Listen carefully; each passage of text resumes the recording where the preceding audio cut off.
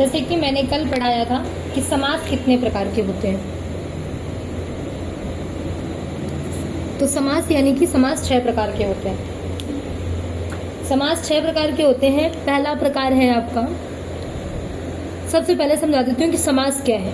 कल भी मैंने बताया था, आज भी बता देती हूँ। जब 2 या 2 से अधिक शब्द मिलकर एक नया संक्षिप्त शब्द बनाते हैं तो उसे समास कहते हैं। जब 2 या 2 से अधिक शब्द मिलकर एक छोटा शब्द बनाते हैं उसे समास कहते हैं। और समास मुख्यतः 6 प्रकार के होते हैं।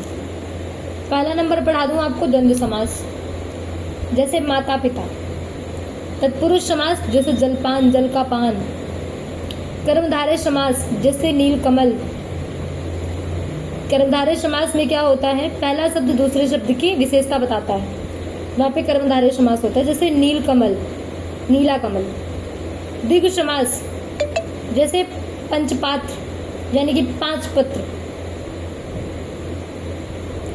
आगे बात करते हैं बहुब्रीहि समास की। मैंने आपको बताया था जो बहुब्रीहि समास होता है ये संख्यावाचक होता है, जैसे चतुरानन जिसके 4 मुख है, त्रिलोचन जिसकी 3 आंखें हैं अर्थात शिव।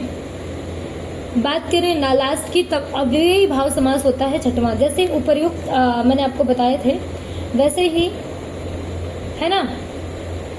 एक इसमें एग्जाम्पल लिया मैंने उपर्युक्त, तो उपर्युक्त में एग्जाम्पल में जैसे ऊपर धन युक्त, ये आपका अव्ययी समास के इंटरनल कंसीडर होता है। और जिसको समास से रिलेटेड ज़्यादा मतलब वीडियो देखनी है, समझना है, वो जाकर मेरी लास्ट वीडियो में देख सकता है, डिस्क्रिप्शन पे दे दूँगी उसका लिंक। बात करते हैं, आज का नया टॉपिक है कारक। नया टॉपिक है कारक। कारक कितने प्रकार के होते हैं, तो मुख्यतः जो कारक होते हैं, कारक के 7 प्रकार होते हैं। ठीक है, अब कारक का मतलब क्या है। कारक का अर्थ है क्रिया का संबंध संज्ञा या सर्वनाम से जिस प्रकार होता है उसे कारक कहते हैं। कारक का अर्थ है क्रिया का संबंध संज्ञा या सर्वनाम से जिस प्रकार होता है उसे कारक कहते हैं। तो इसका पहला पॉइंट है कर्ता कारक। जैसे राम पढ़ता है। दूसरी बात करूं तो दूसरा है आपका कर्म कारक, जैसे राम पुस्तक पढ़ता है। इसमें जो कर्ता है राम था, ठीक है। उसके बाद जो कारक है, कारक हो गया पुस्तक। करण कारक एग्जाम्पल ले लेती हूँ, जैसे वे कलम से लिखता है, तो जो से आएगा ना, इसका ऐसे याद कर सकते हैं, कर्ता ने कर्म को, यानी कि कर्ता, कर्ता राम है, कर्म इसका पढ़ना है। करण से, तो इसमें कमल से, तो सॉरी कलम से, जो करण है वो कलम से है, से जहां पे आएगा वो करण है। संप्रदान यानी कि संप्रदान कारक, जैसे उसने मुझे पुस्तक दी तो जो उसका देना है वो संप्रदान है। अपादान कारक का मतलब जैसे वे गांव से आया, अपादान है। अधिकरण कारक जैसे वे घर में है। संप्रयोग कारक जैसे वह गुरु के साथ गया।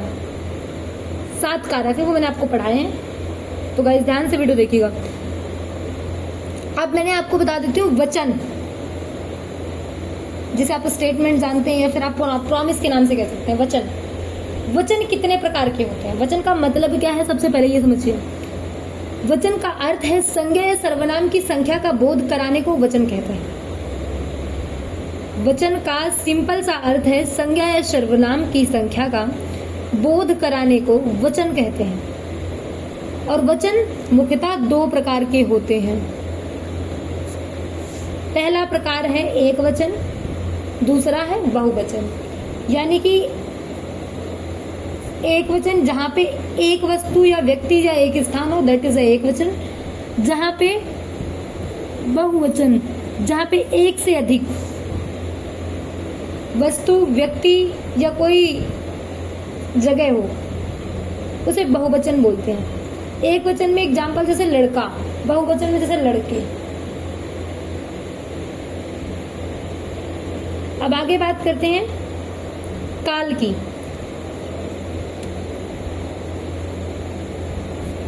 काल, काल कितने प्रकार के होते हैं? तो काल मुख्यतः 3 प्रकार के होते हैं। पहला है आपका वर्तमान यानी कि जो चल रहा है। दूसरा आपका भूतकाल जो आपका बीत गया है। भविष्यकाल जो कि आएगा। 3 प्रकार के मुख्यतः काल होते हैं। तो वर्तमान काल, वर्तमान काल में जैसे कि मैं पढ़ाती हूँ, जैसे मैं खाती हूँ, जो अभी काम कर रही हूँ समाप्त नहीं हुआ है वो है वर्तमान काल। जो मैंने कर लिया है, जैसे मैंने खाना खा लिया है, ये भूतकाल हो गया। अब जैसे मैं खाना खाऊंगा, 10 मिनट बाद खाऊंगा, 15 मिनट बाद खाऊंगा, 1 घंटे बाद खाऊंगा, जो मैं खाऊंगा जहाँ पे गा आएगा वहाँ पे क्या होगा? भविष्यकाल होगा। ये आपके मुख्यतः 3 काल है। अब इनमें से क्या होता है, सभी में उपभेद भी होते हैं, जैसे सामान्य, अपूर्ण और पूर्ण। वर्तमान में क्या होता है? वर्तमान काल है जैसे मैं खाना खा रही हूँ, तो अभी मैं कर ही रही हूँ तो वर्तमान काल है। और ये है अपूर्ण, मैंने खाना खा लिया, ये एक तो भूतकाल में कंसीडर होगा, दूसरा बात ये पूर्ण काम है। ठीक है। अब बात करते हैं क्रिया यानी कि वर्ब की। ये हो गई क्रिया। तो क्रिया क्या है और कितने प्रकार की होती है? तो क्रिया का अर्थ है जो शब्द कार्य या अवस्था को प्रकट करे उन्हें क्रिया कहते हैं। जो शब्द किसी कार्य या किसी अवस्था को प्रकट करे उसे क्रिया कहते हैं। क्रिया के भी 3 प्रकार होते हैं, एक सकर्मक, अकर्मक और प्रयोग के आधार पर। सकर्मक क्रिया में जैसे कि आप ये कह सकते हैं जिससे कर्म चाहिए, जैसे राम ने खाना खाया, ये सकर्मक क्रिया है। अब अकर्मक क्रिया में जिसे कर्म की जरूरत नहीं है, जैसे वह सो गया, यह कर्मक क्रिया है। अब प्रयोग के आधार पर जो है उसे क्या कहते हैं? कार्यवाच्य, ये कर्मवाच्य या भाववाच्य, ये 3 प्रकार की प्रयोग के आधार पर क्रियाएं होती हैं। आई होप कि आप लोगों को मेरी जो मैं बात समझा रही हूँ वो समझ आ रही होगी। अगर बात करते हैं विशेषण की कि विशेषण क्या है?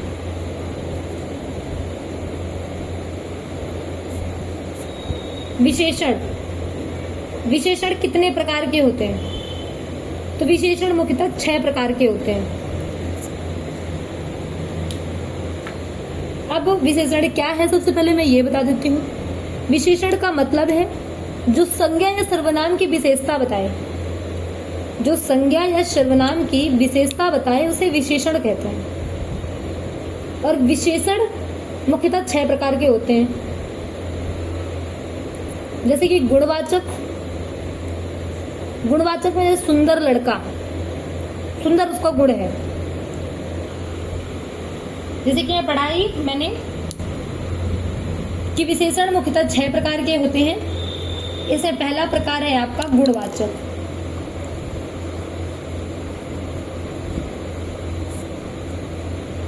एग्जाम्पल के तौर पे जैसे सुंदर लड़का, तो इसका जो लड़का है उसका जो गुण है उसकी सुंदरता है। अब बात करते हैं दूसरे की, तो जो दूसरा पॉइंट है वो दूसरा पॉइंट है संख्यावाचक। जो विशेषण का प्रकार है उसका दूसरा प्रकार है संख्यावाचक। जैसे 5 लड़के, तो इसे 5 संख्या है तो ये संख्यावाचक हो गया। परिणामवाचक तीसरा है आपका विशेषण परिणामवाचक। परिणामवाचक में जैसे थोड़ा पानी, सर्वनामिका, चौथा पॉइंट है आपका सर्वनामिका जैसे मेरा घर। पॉइंट नंबर 5 जैसे निश्चयवाचक। पॉइंट नंबर 6 अनिश्चयवाचक जैसे कोई व्यक्ति। निश्चय में तो निश्चित है कि वही व्यक्ति है, लेकिन अनिश्चय में क्या है, अनिश्चय में आपको कंफर्म नहीं है कि कौन सा व्यक्ति है, तो उसमें आप कह सकते हो कोई व्यक्ति, किसी ने। अब बात करते हैं छंद की, कि छंद कितने प्रकार के होते हैं।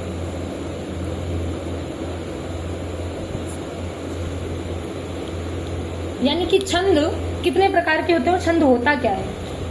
छंद का मतलब है काव्य की लयात्मक रचना को छंद कहते हैं। जो काव्य की लय होती है या फिर लयात्मक रचना होती है उसको छंद कहते हैं। और छंद के मुख्यतः 3 प्रकार होते हैं। एक तो वर्णिक छंद, मात्रिक छंद और मिश्रित छंद।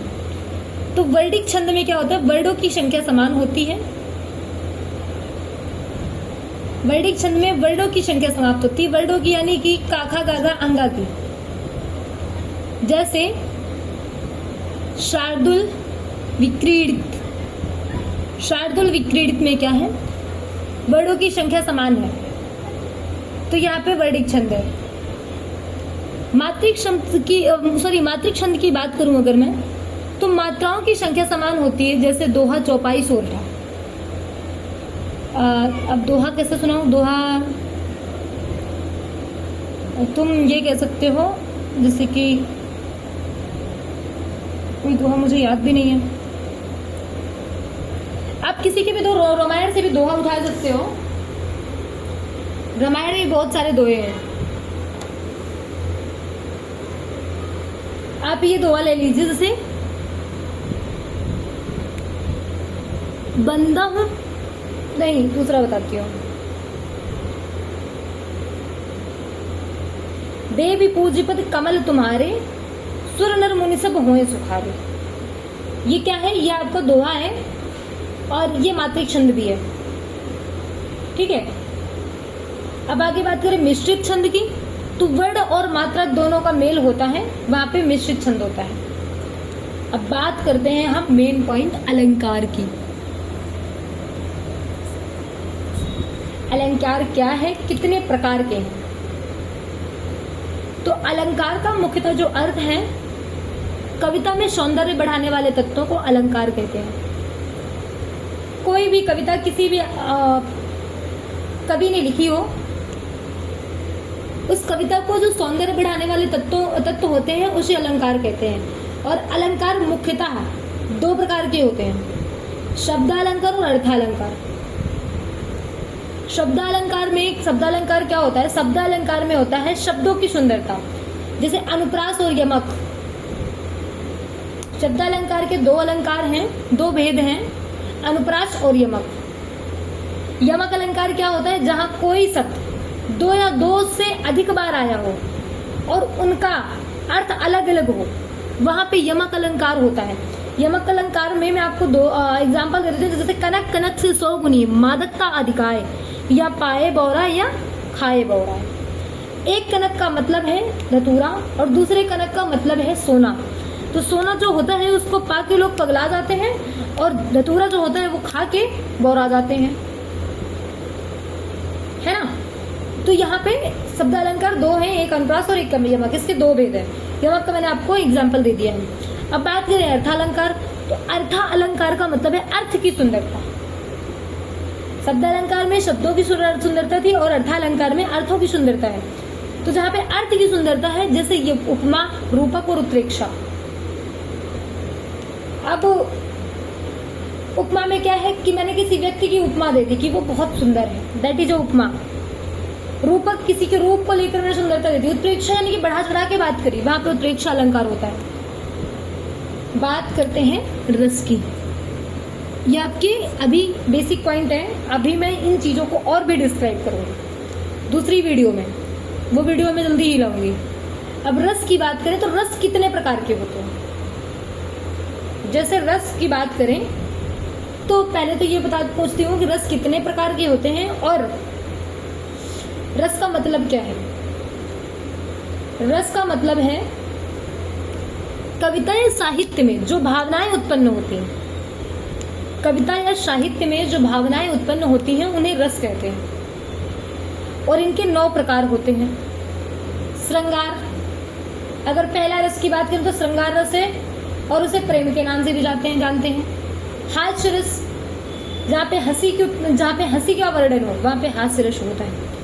करुण रस, यहाँ जहाँ पे दया का वर्णन हो वहाँ पे करुण रस होता है। रौद्र रस, जहाँ पे क्रोध या रोने वाली बात हो वहाँ पे रौद्र रस का वर्णन होता है। वीर रस, यानी कि शौर्य, किसी के पराक्रम की बात हो वहाँ पे आपकी वीर रस या फिर शौर्य रस की परिकल्पना या फिर चर्चा होती है। भयानक रस, जहाँ पे डर जैसी बात आ जाए वहाँ पे भयानक रस की बात हो रही होती है। विभत्स यानी कि घृणा, जहाँ पे मुझे किसी से घृणा है और उसकी बात हो रही है, दैट इज अ विभत्स रस। अगर अद्भुत रस की बात करें तो अद्भुत रस वो है जहाँ पे कोई किसी बात को लेकर आश्चर्यचकित हो जाए, वो अद्भुत रस है। और शांत रस, जहाँ पे शांति को प्रकट करे, वो है शांत रस। ये 9 रस आपके कॉमन थे, ठीक है। अब बात करते हैं भाव। भाव क्या है और कितने प्रकार के होते हैं? भाव का मतलब